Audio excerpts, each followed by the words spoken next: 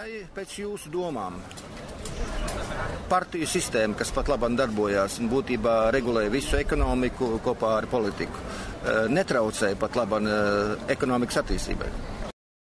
Tad bez šaubām ekonomiskā attīstība tas neveicina. Un, ja koalīcijas veidojas ar tādām sāpēm un mokām, kā tas bija pēdējo reizi, pagājušā gada rudenī, tad tas arī neliecina par to, ka rūp ir par ekonomiskās attīstības jautājumiem un pamatā šeit ir partija interesi.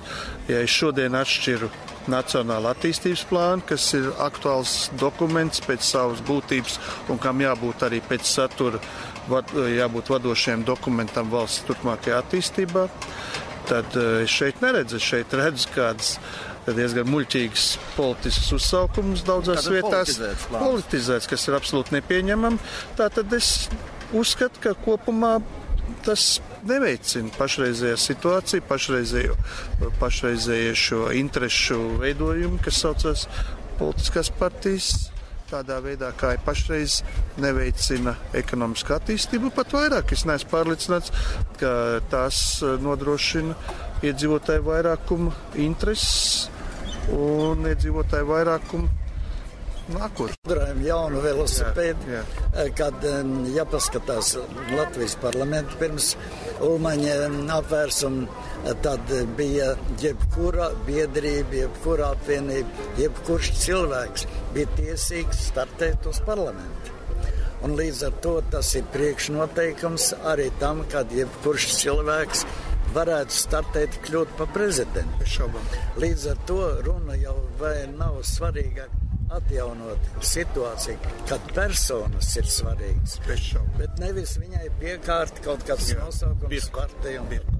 Protams, es absolūti esmu par to un nekad neesmu atbalstījis esošo vēlēšanu sistēmu, jo patiešām es vēlreiz gribu atkārtot un pilnīgi jums piekrītu, ka cilvēki ir svarīgi. Nevis partijas piedarība, bet cilvēku sastāvs, struktūra.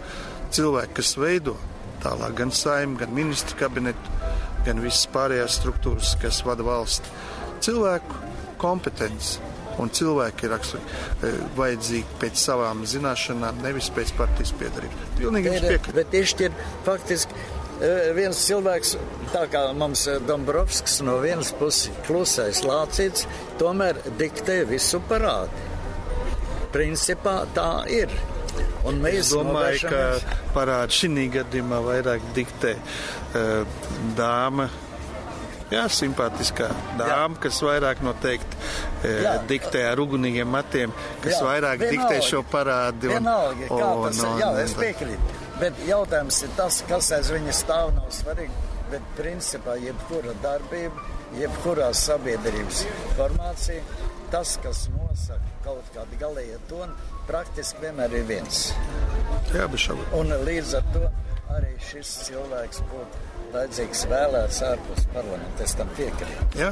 Tas būtu risinājums. Bet priekš tā ir vajadzīgs arī tāds, tāds parlaments, kurš būtu spriestspējīgs. Bez šaubām. Tad rezumējot, Deņkungs, jūs būtu par vēlēšanu likumu atjaunošanu atbilstoši satversmei brīvvalsts? Es pirmkārt esmu par to, ka jāmaina ir satversme, un vēlēšana likums arī ir jāmaina. Tas ir jāanalizē juristiem, bet nekādā gadījumā tas nav jāuztic kādai politiskai partijai. Tad ar šo mēs varētu uzskatīt, ka mēs esam uzsākuši diskusiju par šo jautājumu, un to ir uzsācis Sandrs Deniņš un biedrības 4. atmoda, Johans Danos.